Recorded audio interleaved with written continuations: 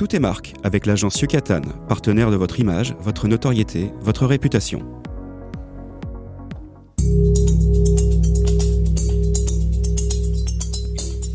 Tout est marque, une émission proposée et animée par François-Xavier Goudemont.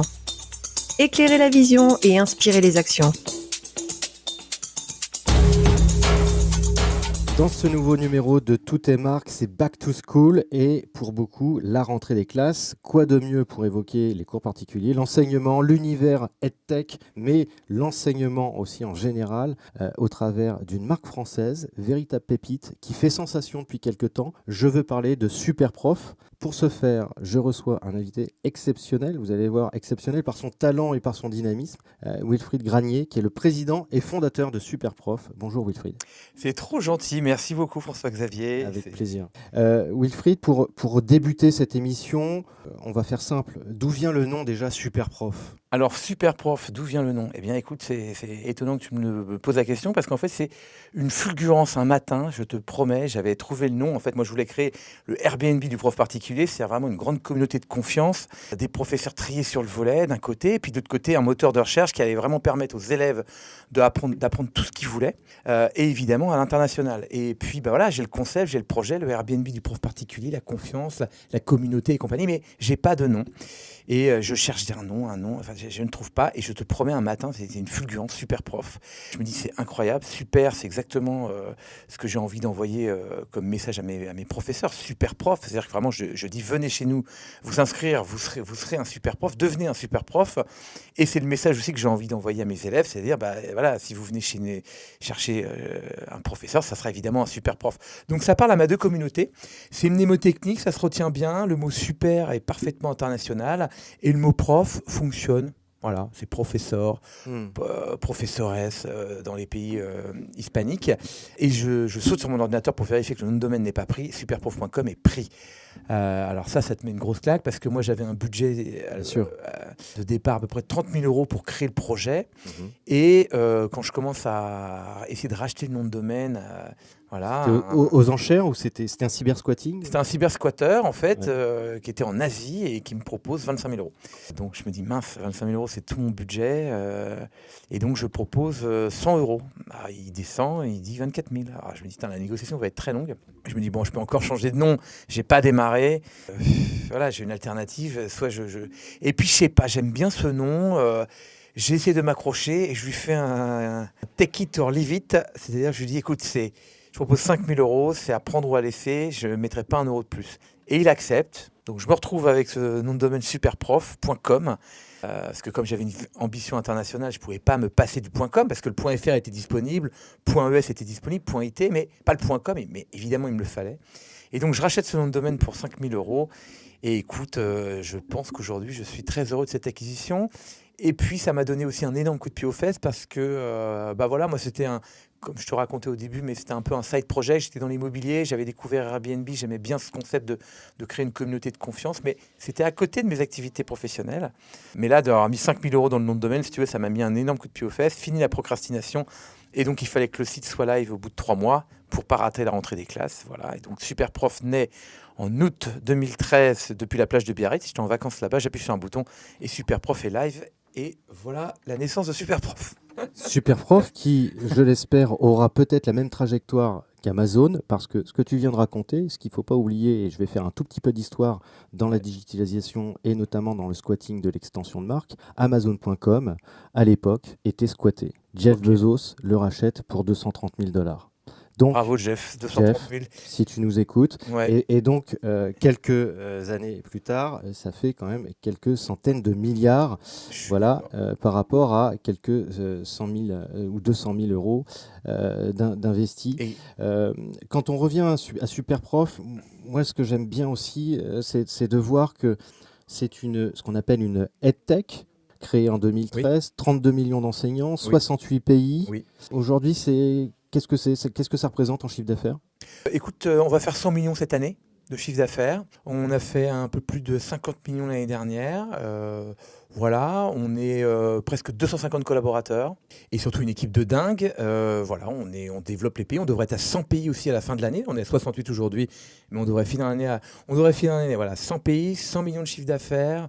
Et on a pas mal de recrutements en cours et avec toujours cette énergie et ce dynamisme qui nous correspond, puisque pour la petite anecdote, on est bootstrappé, donc on n'a pas levé 1 euro depuis la création. Important. Voilà, c'est ça qui fait aussi l'ADN de Superprof. C'est-à-dire que nous, depuis le début, en fait, tout l'argent qu'on dépense, c'est de l'argent qu'on a gagné. On est rentable dès le premier jour parce que on n'a pas le choix. Quand tu ne lèves pas d'argent, il faut être rentable dès le premier jour, il n'y a pas le choix.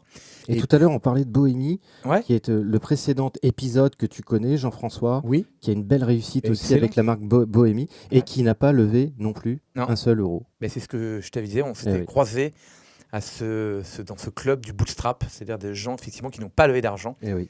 Et vraiment, c'est fabuleux de ne pas lever d'argent. C'est une rigueur. Alors en plus, maintenant, c'est devenu à la mode parce qu'il y a quelques années, moi, quand j'ai lancé Superprof en disant que j'étais bootstrappé, non, en fait, c'était le fame était plutôt à la levée. Et puis surtout, j'ai entendu dire plein de fois que si je voulais être ambitieux, il fallait lever et compagnie.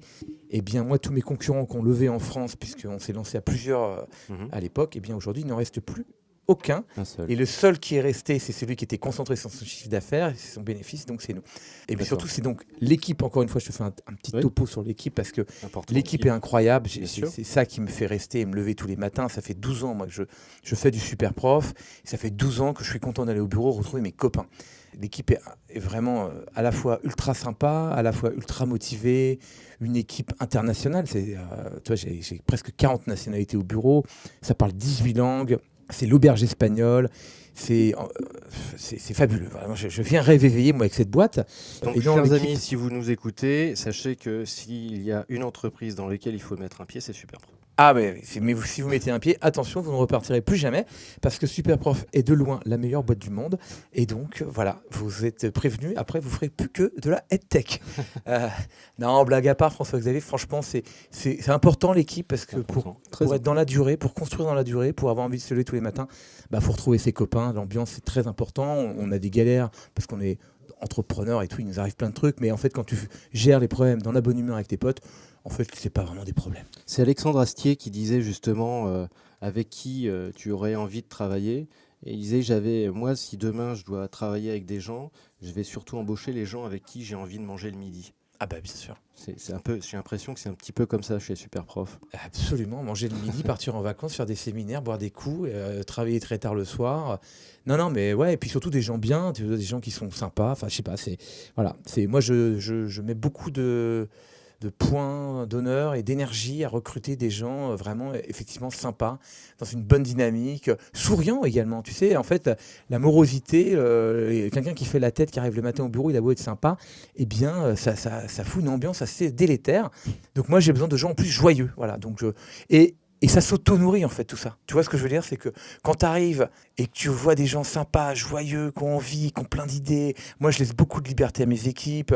Enfin voilà, j'essaie de me créer une ambiance de travail qui est comme j'aime. Voilà. Et en plus, on a pu acheter nos bureaux, on a co-construit nos bureaux, des bureaux dans le 11e arrondissement. Où, voilà, c'est un peu la deuxième maison des collaborateurs. Et donc il se passe plein de choses dans cette maison. Il se passe vraiment des très bons moments.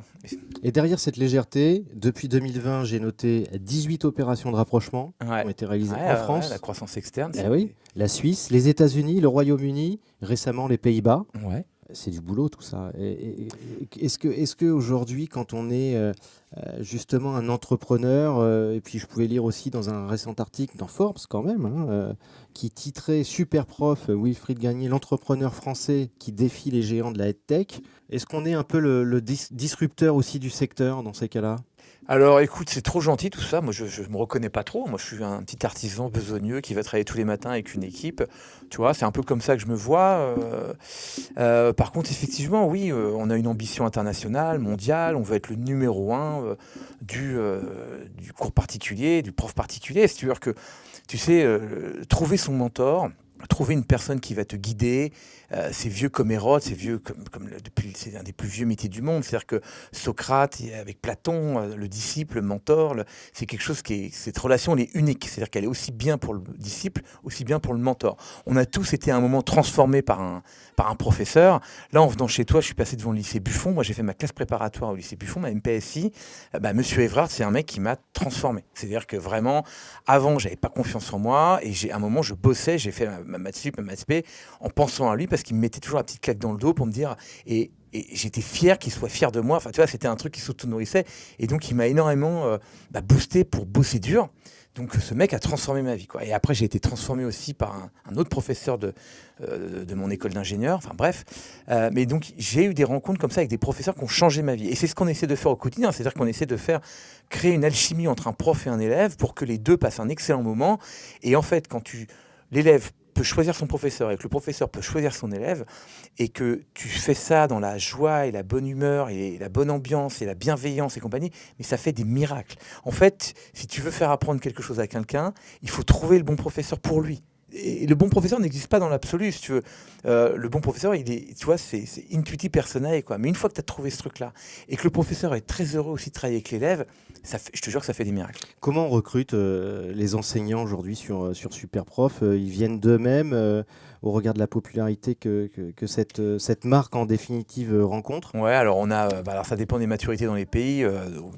Nous, notre métier depuis la création, c'est de recruter des profs.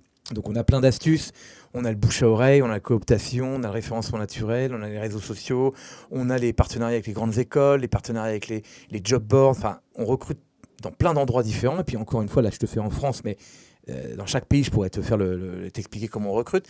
Donc on recrute massivement, tu vois, en fait on part du principe de recrutement massif. Par contre après on va être extrêmement exigeant avec nos professeurs. C'est-à-dire que nos professeurs, on va leur demander effectivement de remplir un maximum d'informations, on va vérifier les diplômes, vérifier les identités, on va leur demander de répondre extrêmement rapidement à leurs élèves, on va leur demander de répondre à 100% de leurs demandes, on va leur demander d'être disponibles, on va être très exigeant avec nos professeurs, ce qui fait qu'aujourd'hui, on garde un professeur sur 5 qui s'inscrit sur la plateforme. D'accord. Quel est justement le filtre qui va faire qu'au bout d'un moment, le professeur ne correspond pas aux critères? Les retours des élèves. Oui. La rapidité de réponse, les nombres de demandes qu'il a d'élèves, c'est-à-dire que moins il a de demandes, c'est l'algorithme, il va trier, il va comprendre en fait que ce professeur n'est pas réclamé par ses élèves, ou qu'il répond pas à tous ses élèves, ou qu'il répond pas assez rapidement, ou que il a un niveau qui est pas assez élevé, son diplôme n'est pas assez élevé. Enfin, tu vois, un certain nombre de critères font que naturellement, spontanément, on va arrêter de travailler avec lui. Voilà, parce que moi, c'est un peu ma promesse, c'est de vous fournir un super prof, et donc voilà, on part du principe que tout le monde a quelque chose à apprendre ou à enseigner. Donc toi, tu me parlais, ça fait 20 ans que tu donnes des cours de batterie. Potentiellement, tu pourrais... Non, je ne donne pas des cours de batterie. Non, pardon, que tu aimes la batterie, que tu joues de la batterie. Mais potentiellement, tu pourrais demain t'inscrire comme professeur de batterie, par exemple, sur Superprof. Mais juste, on va être très exigeant pour garder effectivement que la crème de la crème. Oui, justement, moi, pour le coup, à côté aussi, par rapport à mes multiples activités, professeur dans une école, notamment, en secondaire, il y a un niveau de filtrage qui est aussi important, mais en étant prof, on n'est pas obligé d'être là pour plaire. Hein. On est là pour transmettre le savoir. Exactement. Donc, par rapport à ce que tu nous disais aussi, je ne vais pas te dire que je suis choqué, mais pas loin. C'est-à-dire que je suis en train de me dire, mais mince, ça veut dire que si j'ai 3 étoiles sur 5, je ne suis pas un bon prof. Alors que ma méthode est peut-être excellente, que mon savoir est peut-être excellent. J'ai simplement peut-être la tête qui ne revient pas. Et malheureusement, je suis peut-être dans le vrai pédagogiquement parlant. Alors c'est une très bonne question. Effectivement, les professeurs 3 étoiles, on ne les garde pas. Donc après, en fait, ce qui se passe, c'est que on se base énormément sur la communauté et sur les retours des élèves.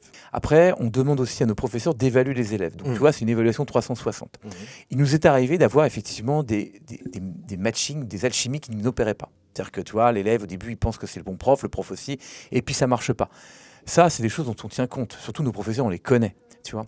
Donc il peut arriver effectivement. Mais globalement, non. Moi, je crois que l'élève, il est là pour apprendre, effectivement, mais il n'est pas là pour apprendre dans la douleur. Donc la pédagogie, elle doit être adaptative, et le professeur, il doit savoir s'adapter à son élève, et pas l'inverse. Voilà, donc je ne crois pas qu'on ait aujourd'hui fait d'erreur de tri. Nos élèves, effectivement, attendent effectivement d'avoir un professeur à la fois disponible, compétent, une bonne pédagogie, mais dans la bienveillance, quoi. Moi, le professeur à l'ancienne qui arrive avec une bonne pédagogie, mais qui te tape sur les doigts avec sa règle, c'est des méthodes complètement dépassées aujourd'hui qu'on ne prescrit pas chez Superprof. Alors, il est peut-être très bon, il a peut-être une très bonne méthodologie, il a peut-être des super compétences, mais c'est plus d'actualité. Donc, on ne le garde pas. On garde que les gentils, nous. Next. Allez hop, circulez, messieurs, dames. Donc, moi, ce que j'aime aussi autour de ça, c'est que j'ai été le premier surpris. Je me suis dit, Superprof, alors des cours de grec, des cours de latin, des cours de mathématiques. Et puis là, paf, je vois cours de yoga, cours de tennis, avec même un professeur. Je scrollais un peu sur le site quand même. Je me suis dit, cours de tennis, d'accord, mais...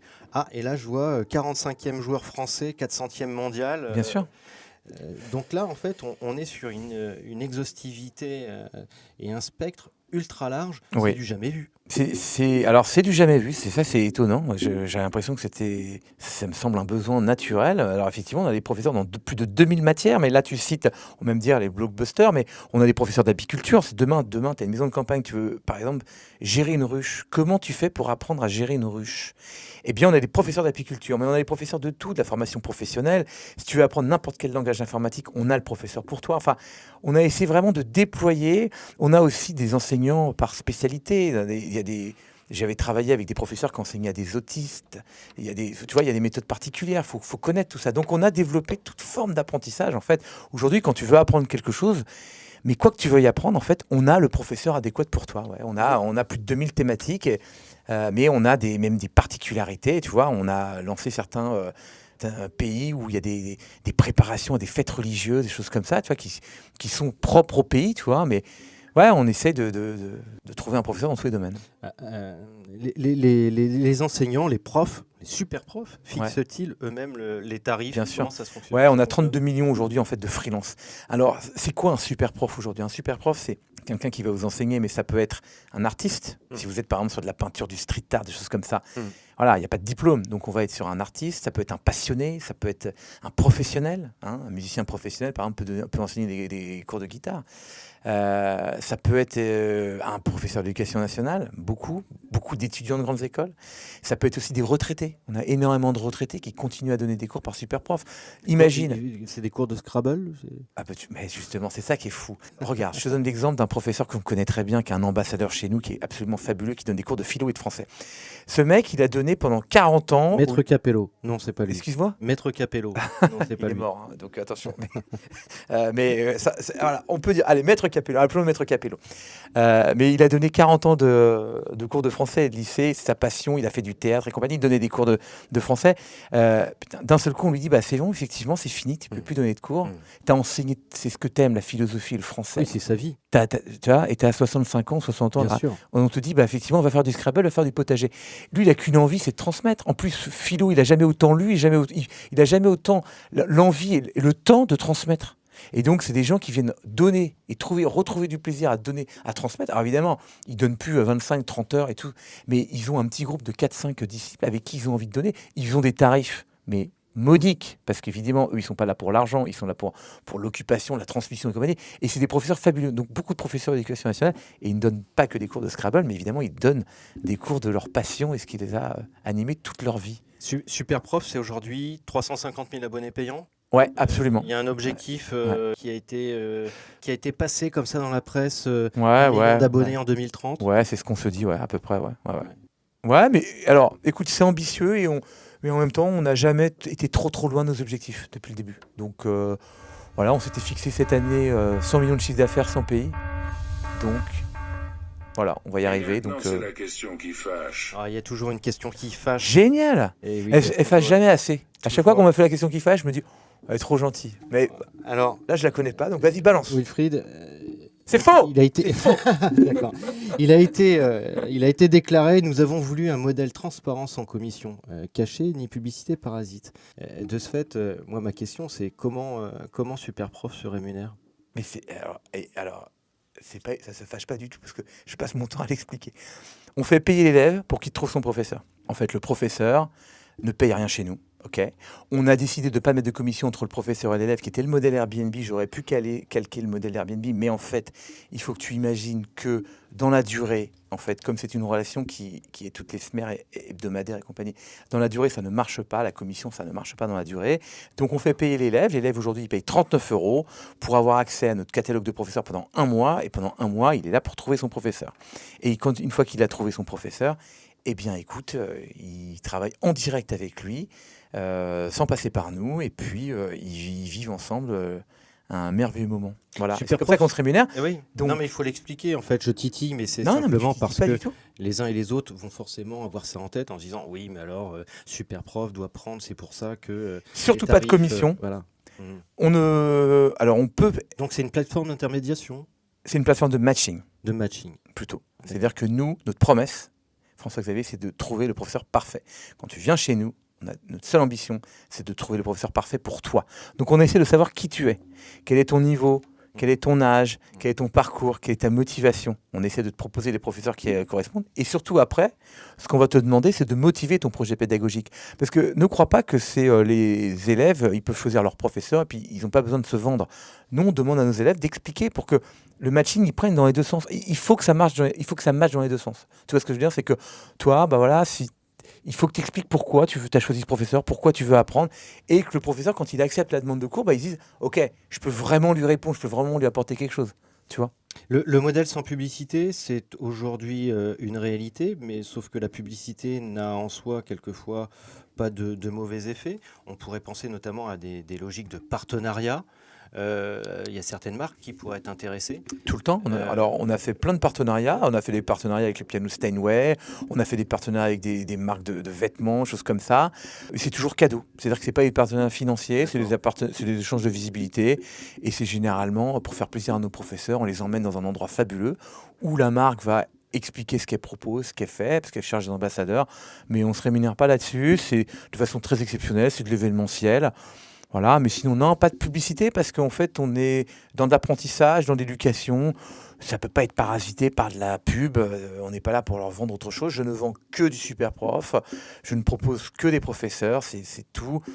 Et puis, quand on fait un mailing à nos clients, donc aujourd'hui, on a un bon taux de pénétration et mailing. Voilà, et parce que justement, c'est pas publicitaire. C'est Indépendance. indépendance financière, Ouais. pas de publicité. La publicité, c'est pareil. On est à la merci aussi des annonceurs. Donc, Oui. moi, je veux être libre. C'est la boîte de mes rêves. C'est une boîte incroyable dans l'éducation. Donc, on va pas mettre de la publicité en plus. Puis, ça veut dire aussi les données, qu'il faut faire gaffe à qui on les donne, à qui on les vend. Moi, je ne veux pas me poser de questions là-dessus. Donc, voilà. On ne vend que du super prof chez nous. Un modèle à part. Est-ce que ça signifie un jour que par rapport à cette indépendance, en perspective, on peut tout de suite faire une croix sur l'idée d'entrer en bourse? Ah ouais. Ouais, malheureusement, ça y est, on peut finir faire une croix. On peut faire une croix là-dessus. Non. Alors, non, mais alors, comme malgré toujours. tout, comme toute marque Alors. qui se développe, on peut imaginer quand même qu'il y aura peut-être d'autres aspects, peut-être avec des acquisitions de nouvelles entreprises sur Alors. les prochaines années. Bien sûr. Alors, François-Xavier, il faut que tu imagines que je suis féru d'acquisition et de croissance externe. Parce que ça. Alors, évidemment, je suis aussi féru de croissance organique. On fait énormément de croissance organique. Voilà. Mais j'aime la croissance externe parce que ça fait gagner du temps, ça enlève un concurrent. Voilà, on gagne de la notoriété et compagnie dans un pays. Donc, beaucoup on a en croissance externe. Je m'interdis plus aucune croissance externe. C'est-à-dire que là, on attaque des pays énormes où on commence à vouloir faire des très belles offres. La bourse est un peu dépassée, François-Xavier, selon moi. C'est-à-dire que avant, c'était le Graal, il y a encore peut-être 10-20 ans. Aujourd'hui, bon, moi, je préfère acheter des campagnes de publicité avec des publicités exceptionnelles qu'on a fait avec des énormes agences pour faire de la notoriété, pour faire du love branding, pour que vraiment les gens aiment notre marque. On a fait des campagnes de pub dans les cinémas. Enfin, tu vois, je préfère autant faire ça pour que les gens nous connaissent et gagner des points de notoriété plutôt que de faire de l'introduction en bourse. Voilà. En plus, tu as compris qu'on n'était pas une boîte financiarisée. On n'est pas là pour s'inscrire pour enrichir des actionnaires. Il n'y a pas d'actionnaires, il n'y a pas de fonds, on est inscrit dans la durée. Les bourses, en bourse, quand tu es en bourse, on peut te racheter, on peut te faire des offres. Nous, on n'est pas rachetable, on veut rester là toute notre vie, c'est une boîte pour la planète. Donc il n'y aura pas d'introduction en bourse, mais par contre, il y aura de l'autorité. Évidemment, je target que tous les gens de la planète connaissent Superprof et le réflexe quand je veux apprendre quelque chose, parce que la meilleure façon d'apprendre, c'est avec un professeur. Hein. François-Xavier, je ne vais pas te faire l'apologie de super prof. Mais... Ou en lisant des livres. Mais t'imagines la motivation en lisant les livres, en regardant des méthodes, tu peux apprendre, mais il faut Un professeur est devenu professeur en lisant des livres, en général. Hein. Ouais, mais avec quelqu'un qui te guidait dans la lecture. En fait, c'est très dur, parce que si tu veux apprendre quelque chose, lire des livres, oui, mais lesquels ? Qui va te dire de quel livre il faut lire ? C'est toujours la même chose, tu vois. En fait, il faut que tu vois le professeur comme un guide. Et parce que la connaissance, elle est partout. Tu peux voir des tutos sur YouTube, tu peux regarder des méthodes. Il y a 1000 façons d'apprendre, tu vois. Mais pour garder l'engouement, pour garder la niaque, pour savoir où aller, pour savoir comment franchir aussi la prochaine étape, un livre, ça suffit pas, il faut un guide. Non, mais bien sûr. Super Je titille, j'ai mais compris. non, mais tu me titilles pas. Parce j'avais que beaucoup d'humour. Mais moi aussi. Et en même temps. Très drôle, François-Xavier. Très drôle. On parle vraiment de la même chose, c'est-à-dire que la façon de transmettre, c'est aussi de donner les tips. C'est vraiment le truc en plus. Ouais. C'est-à-dire qu'au bout d'un moment, on n'est pas là uniquement pour dérouler un discours comme un livre. Bien au contraire, on est là aussi pour permettre de prendre des chemins de traverse, de donner... Te faire passer les prochaines étapes aussi, c'est pareil. D'approcher peut-être les séquences un peu différemment avec de l'expérience qu'on ne retrouve pas là, pour le coup, dans les livres. On parle vraiment de la même chose. Moi, pour conclure, parce que ça passe déjà très très vite, j'aurais aimé aussi avoir peut-être ta vision sur la logique de se dire que Superprof s'engage à promouvoir l'éducation pour tous, à limiter son impact environnemental et renforcer la diversité.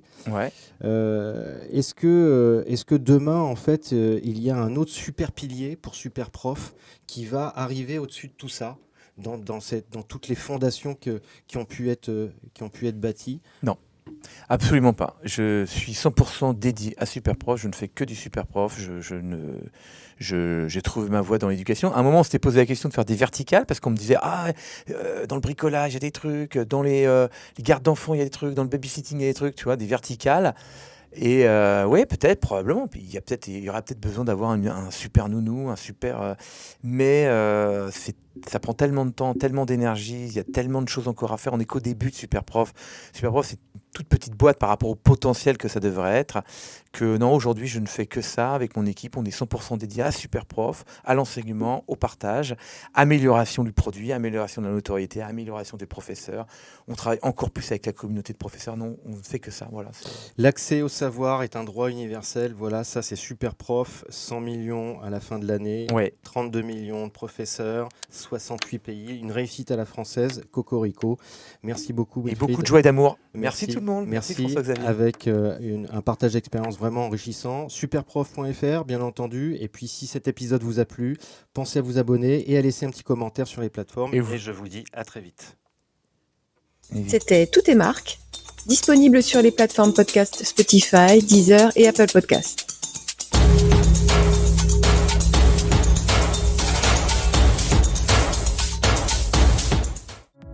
C'était Tout est marque avec l'agence Yucatan, partenaire de votre image, votre notoriété, votre réputation.